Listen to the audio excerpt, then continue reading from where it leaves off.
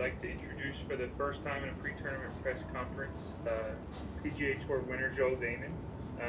Joel's coming off a win at last week's Corrales-Punta Resort and Club Championship, his first on the PGA Tour. Joel, what have the last 48 to 72 hours been like for you getting after the celebration? Yeah, it's kind of been a whirlwind, to be honest. I still haven't got back to all the texts on my phone, but a lot of fun phone calls. Called my dad right away as soon as I could on Sunday night. Chat with my coach, and just fun to share it with Lana and Gino and some good friends. And we had a good dinner last night. It's just, you walk around here and everyone says congrats to you and how happy they are, and it's pretty fun. I think this winning thing is kind of addictive, so hopefully we can keep doing it. You made a big jump in the FedEx Cup standings. You're up to number 59 on the season. How did your goals for the season change? I'm sure going into the weekend every week, you want to check off that first win, but what does this do for you now going forward the rest of the season?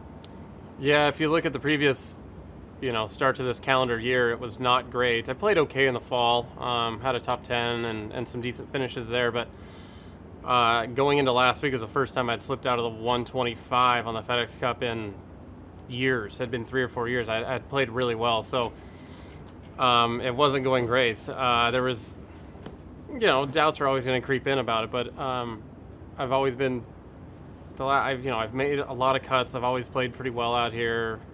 Very consistent player, and for me to go through that kind of downturn there for 6 or 7 weeks was not very much fun, but it was kind of one of those things that you're like, well, all right, I'm going to break out of this eventually, but is it going to be a made cut? Is it going to be a top 40? Is it going to be top 10? And then all of a sudden, to kind of come out of that slump with a win is great, and it's validation that I was as close as I thought it was. I knew my game was there. I just kind of had to do it. So that helps a lot. As far as goals, I'm pretty bad at setting those, but Tour Championship is always number one for me. You get there, or you're locked into all the big events the next year, the majors and the WGCs, and so Tour Championships was always number one. It seemed a long ways away prior to last week. Now it seems a little more attainable. And I want to compete in majors. I had a top 10 last year at the PGA, and I feel like my game can translate to some solid play on tough golf courses, so I can do that. And I think just kind of this week it's been a blast, and I'm just kind of free rolling it feels like, but just kind of get back to consistent golf and keep getting better. I've gotten better my last, I guess, 9 every year I've turned pro. I've gotten better in every metric, so if I can just continue to do that, who knows where I kind of end up. Looking ahead to this week at the Valero Texas Open, you probably haven't had the success you would like to on this golf course. What is it about this golf course that you find challenging, or maybe you don't find it challenging, you just haven't had your best stuff this week? So what do you need to do this week to improve on your finishes here? Yeah, on paper, this course sets up pretty well for me. I think as far as the metrics of it and all the data, it says I should be able to play well here. I'm not a long hitter, so obviously, that's a big advantage to hit the ball far, but you have to place it around these greens, and the wind typically blows, so you have to control your golf ball as well. I don't know how hard it's supposed to blow this week, but obviously it blew really hard last week, and today in the Pro-Am it blew, it's blowing just as hard. It's blowing 25 plus out there, so maybe that'll kind of help me playing windy conditions last week, but when you get down to it, you can do whatever you want. You just hit fairways and greens and make a couple of putts, and you're right there. So have to play smart. I think I've been too aggressive into too many pins here in the past, where if you miss them, you're not getting up and down. So I can try to maybe place myself, maybe not be so aggressive into the greens this week, and I'm chipping the ball. So one of the great things about maybe not playing so well for a couple months is you improve a lot on your chipping and your putting because you don't hit as many greens. So we'll see. I'm just gonna try to lean on Gino this week, and because it's gonna be easy for me to maybe be overly aggressive and try to go for stuff, and so I'll just kind of lean on him this week, and hopefully the ball bounces my way. All right, with that, we'll open it up to questions from the media that we have on the line. We will start with Tim Schmidt with Golf Week. Go ahead, Tim. Yeah, thank you, Joel. I'll start with the hard one since Jack just talked about it. I think your last round tour was an 80. I'm sure that's not fun to think about. I didn't know that. Thanks. Sorry about that. Sorry to remind you of that. My question was, does that kind of thing stick with you? Obviously not, since you don't even know. No, I know that I haven't played great here per se. No, bad rounds are going to happen. Maybe to a fault almost. I don't remember much of my bad stuff, and that's good, obviously. But yeah, I think this golf course, it should set up okay for me. It is a hair on the long side, but I'm a pretty good long iron player, and I drive the ball straight. You have to drive the ball in the play out here.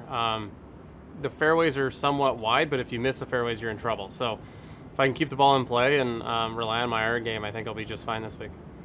You know, interestingly, up at the WGC last week, Billy Horschel had just taken vacation and basically said, I came in with zero expectations and played my best golf. You came in last week playing not well for a long stretch. Why is it? What is it about this crazy game that when you ramp up your expectations a little bit, maybe sometimes, or the opposite, if you just go in with a really relaxed mentality, that it sometimes is easiest to play your best? I wish I had that answer for you. I wish we all did. Expectations are a problem, and as soon as you have to tamper expectations. Even and I dig into the analytics of the game a lot, and if you think about like the average shot for PGA Tour Pro from 100 yards, the average shot goes to 20 feet. Well, we're mad all the time when it goes to 20 feet. But that's just not the case. That's just not reality out here. So, and your good weeks, yeah, you're going to hit it closer, you're going to make more putts, but we only make half our putts from 8 feet. So if you think about those things, and the expectations do need to always be lowered, I believe, or just have realistic expectations, I think. But for me, I thought about playing Honda, because I was kind of behind the eight ball a little bit for the first time, felt like in a long time. But my buddy had a bachelor party planned. We went to Vegas for 2 nights last weekend and reset the system. Had plenty of fun. We played golf. We played at TPC Summerlin, and we played at Shadow Creek. We had a blast. I actually played really well on Saturday at Shadow Creek, and I was kind of chirping at the guys like, this is a day that's going to turn around for me.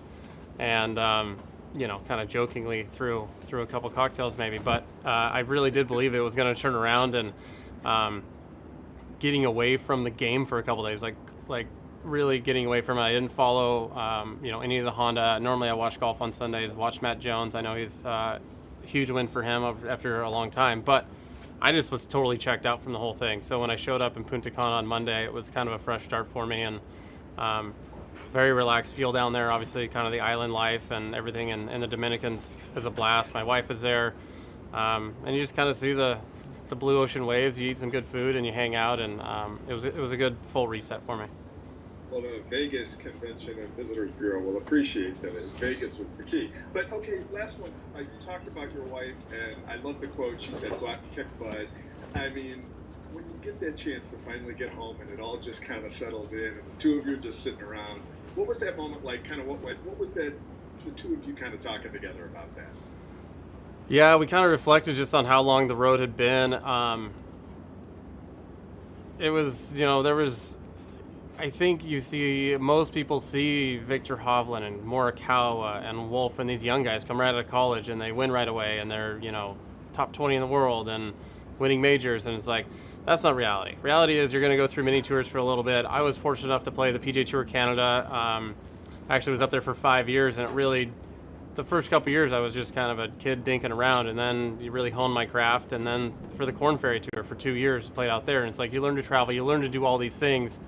So when you are out here, it's not as big of a shock kind of to things. And that helps a lot too. But yeah, I mean, we went, I've been through a lot personally, obviously, with the loss of my wife, my brother having cancer, myself, but that all just makes this moment way more sweeter. I think we enjoyed a lot more. I shouldn't say everyone enjoys a win, but I think we appreciate all of that goes into it and how hard it is to actually win. I've knocked on the door a couple times, but to actually finish one off is special, and there's a lot of people who've helped me along the way, and we're going to enjoy this one for a while. Thank you. Perfect. Thank you. Hi, right, Joel. Those are all the questions we have. Perfect. We appreciate your time and best of luck this week. Awesome. Thank you, guys.